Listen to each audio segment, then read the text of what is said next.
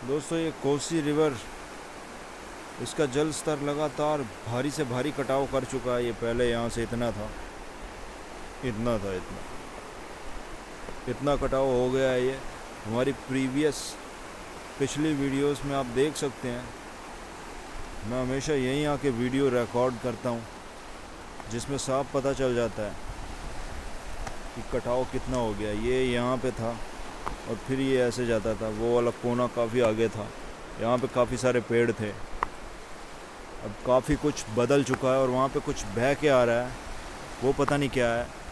इस नदी का पानी रामगंगा के साथ कनेक्ट होता है, जहाँ पे जिसके बाद वहाँ पे काफ़ी सारी गंदी फैक्ट्रियों का पानी मिक्स हो जाता है। फ़िलहाल इस नदी में पहाड़ में से रिसोर्टों का और कुछ शहरों का पानी मिक्स होता है, जो इसे ख़राब करता है। ये देखिए, ये कुछ बह के जा रहा है, समझ नहीं आ रहा है ये क्या है। कोई फॉर्म है, उसके ऊपर 3-4 डंडे बांधे हुए हैं, कमाल है। और उसी के साथ पंजाब में काफ़ी ज़्यादा जल भराव हो चुका है और लोग मुसीबत का सामना कर रहे हैं। वो आज नहीं तो कल इस मुसीबत से तो निकल ही जाएंगे, लेकिन आगे के लिए एक ध्यान रखना चाहिए कि इंसान को हमेशा पर्यावरण का सम्मान करना चाहिए। लेकिन पूरे देश में, इंडिया में पर्यावरण के बिल्कुल भी परवाह नहीं की जाती। पर्यावरण के साथ खिलवाड़ किया जाता है, नदियों में गंदा पानी डाला जाता है, प्लास्टिक का इस्तेमाल भरपूर किया जाता है, एनवायरनमेंट को बुरी तरह से तबाह किया जाता है। और जब उसकी बारी आती है तो वो ऐसे ही करता है।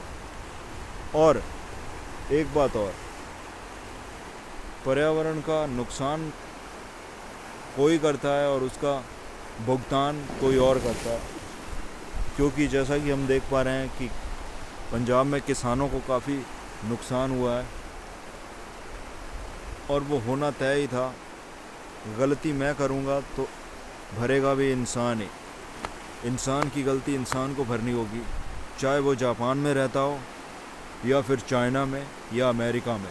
नेचुरल डिज़ास्टर आते रहेंगे, वो तूफ़ान आते रहेंगे, एक्सीडेंट होते रहेंगे, लोगों के साथ कुछ भी उल्टा सीधा घटित होता रहेगा। लेकिन अगर आप पर्यावरण का सम्मान करते हैं, उसकी रिस्पेक्ट करते हैं, एक एक पत्ते को भी तोड़ने से पहले आप सोचते हैं, तो पर्यावरण को भी आप समझ सकेंगे, पर्यावरण भी आपको समझ सकेगा। मैं ये कहना चाहता हूँ, वो भी आपको सेव करने की कोशिश करेगा। माना आप इस नदी में गिर गए हो और आप एक नेचर का सम्मान करने वाले व्यक्ति हैं, तो ज़रूर आप इसमें से ज़िंदा बच पाओगे। ये नदी भी आपको किनारे लगा ही देगी, चाहे कुछ भी हो। आपके बचने की संभावना ज़्यादा बढ़ जाएगी। लेकिन आप नेचर का सम्मान नहीं करते, आप अपने मुंह पे ताला लगा के बैठे रहते हैं।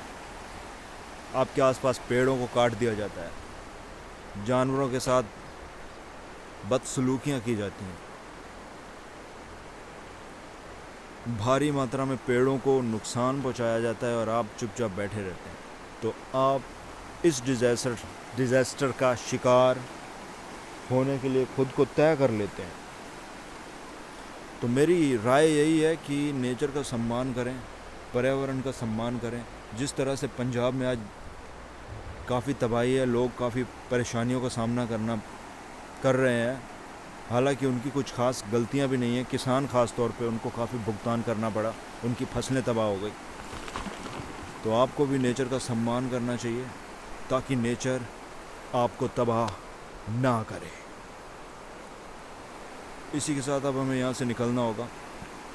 मुझे उम्मीद है आप समझ गए होंगे कि पर्यावरण कमज़ोर नहीं है, उसके पेड़ पौधे काटना आसान है, इस धरती को खोदना आसान है, इसमें प्लास्टिक फैलाना आसान है, लेकिन जब उसकी बारी आती है तो वो इसी तरह से तबाही का मंजर हमारे सामने पेश करती है।